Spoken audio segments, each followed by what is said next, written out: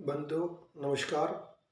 मैं उमेश अग्रवाल स्वागत करता हूं आपका अपने चैनल पर।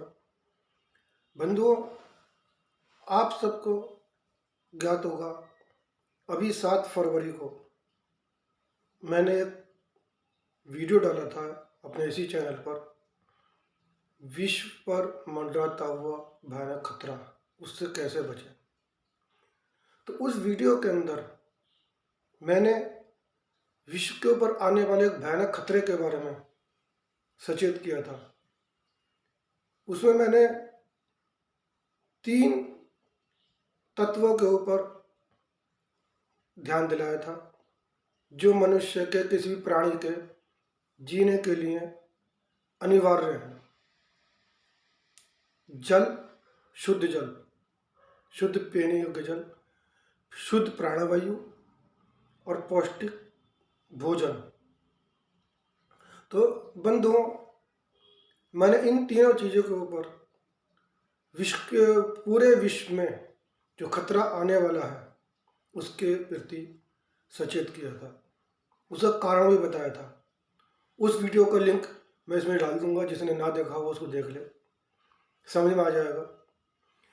तो बंधुओं, इन 3 तत्वों के बिना किसी भी प्राणी का जीना असंभव है, चाहे वो भोजन हो, चाहे शुद्ध जल हो, या फिर शुद्ध प्राणवायु हो। वायु को, भोजन को, जल को हम कैसे दूषित कर रहे हैं, कैसे इसकी कमी कर रहे हैं, ये उसके अंदर मैंने बताया था।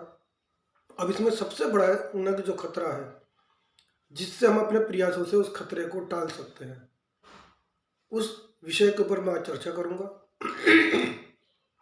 तो बंधुओं, इन तीनों तत्वों में भोजन एक ऐसा तत्व है जिसे हम अपने प्रयासों से इसके कमी के खतरे को टाल सकते हैं। तो इसके लिए हमें करना क्या होगा? इसके लिए हमें सनातन का रास्ता अपनाना पड़ेगा। वो कैसे?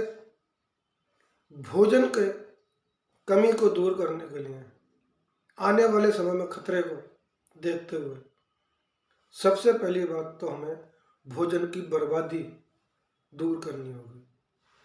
हमें भोजन उतना ही लेना होगा थाली में जितना हम खा सकते हैं।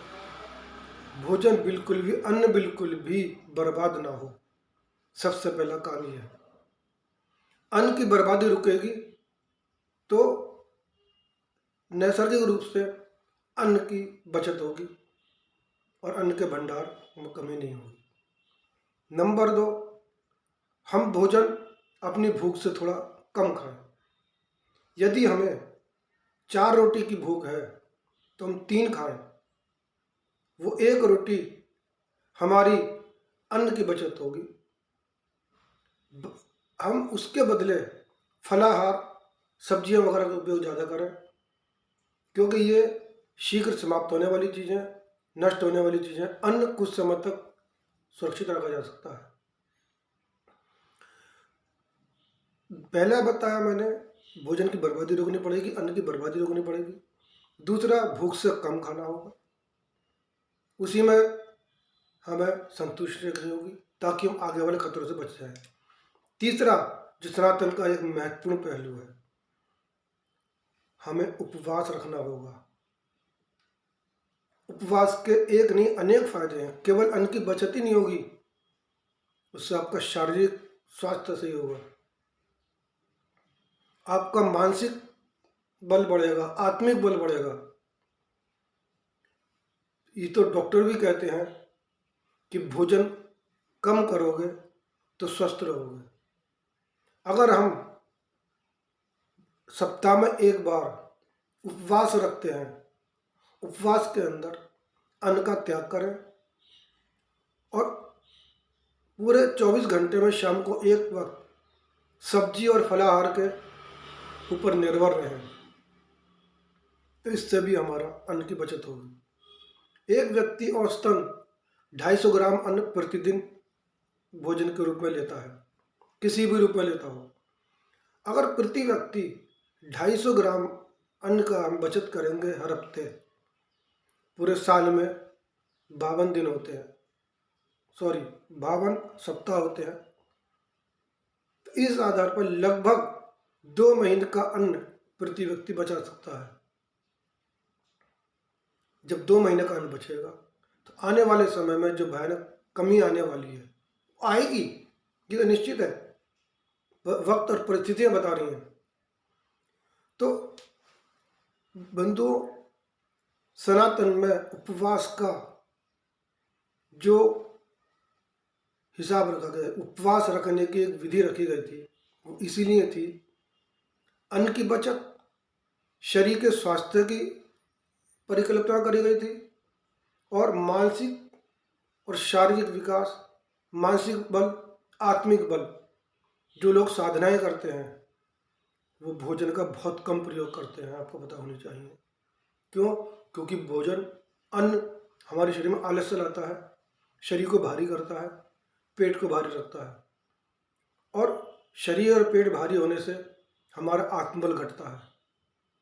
ये एक आध्यात्म के आधार पर मैं कह रहा हूँ।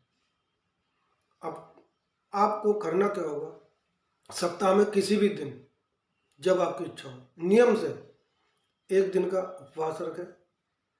उसके अलावा महीने में 2 एकादशी होती हैं, अगर आप रख सकते हो तो उस एकादशी में निराहार रखो, और अगर और ज़्यादा आपके अंदर सामर्थ्य है तो आप निर्जला एकादशी रखो।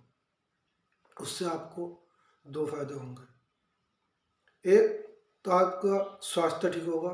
जब भी अगर हम 24 घंटे के लिए निर्जला रहते हैं, शरीर की जो भट्टी है, जो भोजन मांगती है, जब उसे कुछ नहीं मिलता तो हमारे शरीर के अंदर पनप रहे रोगाणुओं को खाती है, उससे हम रोग मुक्त होंगे। जल का भी हम अगर जल का ग्रहण नहीं करेंगे, 24 घंटे निर्जला रहेंगे, तो हमें जल की कमी के वक्त पर भी बिना जल के जीने का अभ्यास होगा। महीने में 2 बार करनी है, केवल निर्जला एकादशी रखनी है। उससे आपका अभ्यास बनेगा, आत्मबल बढ़ेगा और कभी भी विपरीत परिस्थितियों में आप बिना भोजन, बिना अन्न, बिना जल के जीवित रह सकते हो। ये आपके अंदर इतना आत्मबल आ जाएगा। महीने में एक पूर्णमासी होती है, उसमें भी आप बिना अन्न के केवल फलाहार के ऊपर व्रत रख सकते हो। ये बंधु, ये सनातन में जो व्रत बनाए गए हैं, त्योहार बनाए गए हैं, इन सब के पीछे वैज्ञानिक कारण है। इसके ऊपर मैं चर्चा बाद में करूंगा अगले किसी वीडियो में, कि हमारे सनातन के और चीज़ें किस के आधार पर बनाई गई हैं, या एकादशी का व्रत ही मेन क्यों रखा गया है, या पूर्णमासी का ही क्यों माना गया। इसके ऊपर लंबी चर्चा हो जाएगी, वो बात बताऊंगा अगले वीडियो में। परंतु इस वीडियो का मेरा कहना यह है, अन्न की बचत के लिए सिर्फ और सिर्फ ये 2-3 रास्ते हैं। नंबर 1, अन्न की बर्बादी रोको। नंबर 2, भूख से कम खाओ। और नंबर 3, उपवास विधि। उपवास विधि तो एक ऐसी विधि है जो आपको संपूर्ण लाभ देगी। अन्न की बचत होगी, आपको आर्थिक लाभ भी होगा, क्योंकि अब आप एक दिन उपवास रखोगे तो आपका खर्चा कम होगा। उस दिन जब आप व्रत रखोगे, उपवास रखोगे, निराहार रहोगे, आपके अंदर अपने आप को निराहार भूखे रहने की अभ्यास बनेगा, आपको आत्मबल मजबूत होगा, स्वास्थ्य ठीक रहेगा। किसी का पेट खराब रहता है, पेट ठीक होगा और शरीर के अंदर भी बल बढ़ेगा, क्योंकि हमारी जब पाचन क्रिया ठीक होगी तो जो भी हम कुछ खाएंगे वो हमारे शरीर को लगेगा, उससे साफ ब्लड बनेगा, खून बनेगा और शरीर को स्वास्थ्य लाभ होगा। आध्यात्मिक लाभ तो है ही, वो तो जब आप कोई आध्यात्मिक कर्म कर रहे हो तो उसमें आध्यात्मिक लाभ मिलना ही है। फिर हमारे विचार भी शुद्ध होंगे। तो बंधुओं, मेरा सबसे यही आग्रह है कि आने वाले भयानक अन्न की कमी से बचने के लिए, पूरे विश्व को बचाने के लिए आज से ही एक नियम बना लो, सप्ताह में 1 दिन व्रत।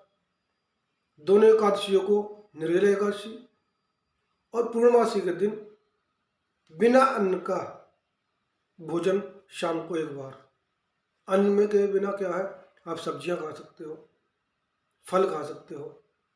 ऐसा नहीं कि आप कूटू खा रहे हो, पेट भर भर कर खा रहे हो, दुनिया भर की चीज़ें लो, कोई फायदा नहीं उसका। हल्का भोजन लो, सब्जियां ले सकते हो, फल ले सकते हो। तो बिंदु विचार करो कि हमें मानव जाति को, प्राणी मात्र को बचाने के लिए हम क्या योगदान दे सकते हैं। इस सृष्टि को जब हम जन्म लिया है तो हम ऐसा कुछ करें जिससे सबको लाभ हो। सनातन की यही परंपरा है कि अपने अलावा समग्र का लाभ सोचना, समग्र के बचाव की सोचना, सबके कल्याण की भावना, यही इंसान के अंदर है। केवल एक इंसान एक ऐसा प्राणी है जो समग्र के, प्राणी मात्र के कल्याण की भावना रखता है। सनातन का ये सूत्र है, सर्वे भवन्तु सुखिनः, सर्वे सन्तु निरामया, सर्वे भद्राणि पश्यन्तु माँ कश्चित् दुःखं भवेत्। तो बंधुओं, इसी के साथ मेरा ये जो आग्रह है उसे आप स्वीकार करने का प्रयत्न करें और अधिक से अधिक मेरे इस वीडियो को लोगों में पहुंचाएं, ताकि सब इस पर ध्यान दें और अन्न की बचत करने का प्रयास करें। बंधुओं, मेरा अगर वीडियो अच्छा लगा हो, मेरी बात अच्छी लगी हो, मेरे वीडियो को लाइक करें, सब्सक्राइब करें मेरे चैनल को और शेयर करें अधिक से अधिक, ताकि अधिक से अधिक लोगों को इसका फ़ायदा मिले। अधिक से अधिक शेयर करें और मेरे चैनल को सब्सक्राइब अवश्य करें और बेल आइकन का पर बटन दबा दें, जिसमें ऑल नोटिफिकेशन आपके पास आएंगे। मैं जो भी वीडियोस में डालूंगा आपको सभी वीडियो मेरे मिलते रहेंगे और मैं आगे भी सनातन के ऊपर, आध्यात्म के ऊपर चर्चा करता रहूँगा, वीडियो में आपको सामने पेश होता रहूँगा। तो बंधु, मेरा आपसे आग्रह के साथ जय श्री राम, जय सनातन धर्म की, जय जय श्री राम।